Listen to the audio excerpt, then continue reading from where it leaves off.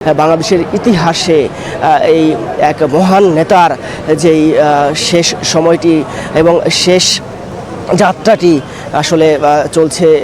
আমরা যেমনটি জানি যে বেলা 2টা নাগাদ জানাজা শেষে শহীদ রাষ্ট্রপতি জিয়াউর রহমানের সমাধির পাশেই তাকে দাফন করা হবে এবং এর মধ্য দিয়েই বাংলাদেশের ইতিহাসে আরেকজন অবিস্মরণীয় নেতা মহাকাব্যের অবসান ঘটবে। এবং নেতাকর্মীরা যেমনটি দেখছেন গভীর অধীর অপেক্ষায় ছিলেন, যারা শেষ মুহূর্তে একটু দেখবেন তারা প্রাণ ভরে দেখছেন তাদের প্রিয় নেত্রীকে এবং নেত্রীর মরদেহ বহনকারী গাড়িটি ঘিরে তারা ছুটে চলছেন এবং আবেগ আপ্লুত হয়ে পড়ছেন এই সময়টিকে ঘিরে। দীর্ঘ প্রায় 1 মাস 8 দিন চিকিৎসাধীন ছিলেন বেগম খালেদা জিয়া এভারকেয়ার হাসপাতালের নেতাকর্মীরা। আমরা দেখেছি তারা প্রতিদিন সকাল থেকে গভীর রাত পর্যন্ত এখানে অপেক্ষা করেছেন, 2 হাত তুলে ফরিয়াদ করেছেন যেন তাদের প্রিয় নেত্রী ফিরে আসেন, মহান সৃষ্টিকর্তা যেন তাকে এই গণতন্ত্র উদ্ধারের শেষ যাত্রা পর্যন্ত বাঁচিয়ে রাখেন এবং আরও দীর্ঘদিন বাংলাদেশের হাল ধরার, বাংলাদেশকে একটি স্থিতিশীল জায়গায় নেয়ার এবং তার স্বপ্নের বাংলাদেশ গড়ার সুযোগটি দেবেন এমন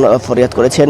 সেই জায়গা থেকে বেগম খালেদা জিয়া চলে যাওয়াটি তারা কোনোভাবেই মেনে নিতে পারছেন না এবং একটি শোকের আবহ বয়ে যাচ্ছে এই পুরো এভারকেয়ার হাসপাতাল ঘিরে, বসুন্ধরা ঘিরে। এরই মধ্যে মরদেহবাহী অ্যাম্বুলেন্সটি এভারকেয়ারের হাসপাতালের সীমানা পেরিয়ে বসুন্ধরার ঠিক 300 ফিট 36 জুলাই এক্সপ্রেসওয়ের কাছাকাছি দিকে চলে যাচ্ছে এবং তার এই মরদেহবাহী গাড়িটি ঘিরে সিএসএফ সহ সেনাবাহিনী, বিজিবি, পুলিশ সহ সাদা পোশাকে বিভিন্ন আইনশৃঙ্খলা বাহিনীর সদস্যরা কড়া নিরাপত্তা ব্যবস্থা গ্রহণ করেছেন এবং আপনারা জানেন তিনি রাষ্ট্রের গুরুত্বপূর্ণ ব্যক্তি হিসেবে তার যে নিরাপত্তা ব্যবস্থাটি নেওয়া দরকার সেটিও নেওয়া হয়েছে। এবং যেই নেতাকর্মীরা এতক্ষণ এই এভারকেয়ারের সামনে অপেক্ষা করছিলেন তারাও এই বেগম খালেদা জিয়ার মরদেহবাহী গাড়িটি ঘিরে দৌড়ে যাচ্ছেন। যে যাত্রাটি আমরা বিভিন্ন সময় দেখেছি, যখন বেগম খালেদা জিয়া তিনি চিকিৎসা নিতে এভারকেয়ার হাসপাতালে এসেছেন, তাদের সেই গাড়িটি ঘিরে, সেই বহরটি ঘিরে নেতাকর্মীরা যেভাবে ছুটে এসেছেন সে ঠিক একই চিত্র ফুটে উঠেছে আবার এই বসুন্ধরা থেকে তার মরদেহটি যখন নিয়ে যাওয়া হচ্ছে তখন।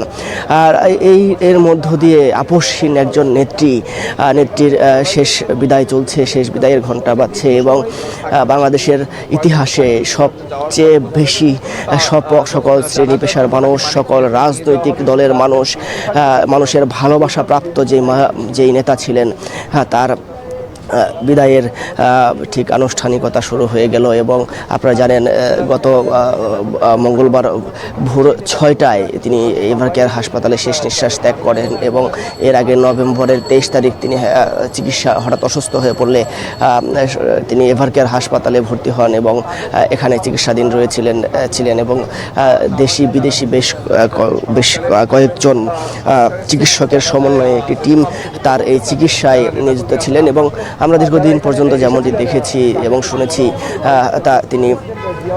তার শারীরিক অবস্থা স্থিতিশীল ছিল এবং কিছুটা উন্নতির দিকেও ছিল এমনটিও আমরা দেখেছি। তবে গত মঙ্গলবার হঠাৎ করেই তিনি এই ইহলোক ত্যাগ করেন এবং তার এই পরলোক গমন করেন। তার এই যাত্রাটি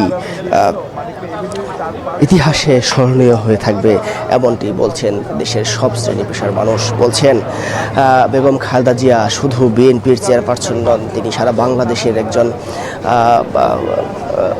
সকল শ্রেণী পেশার মানুষের নেতা। এবং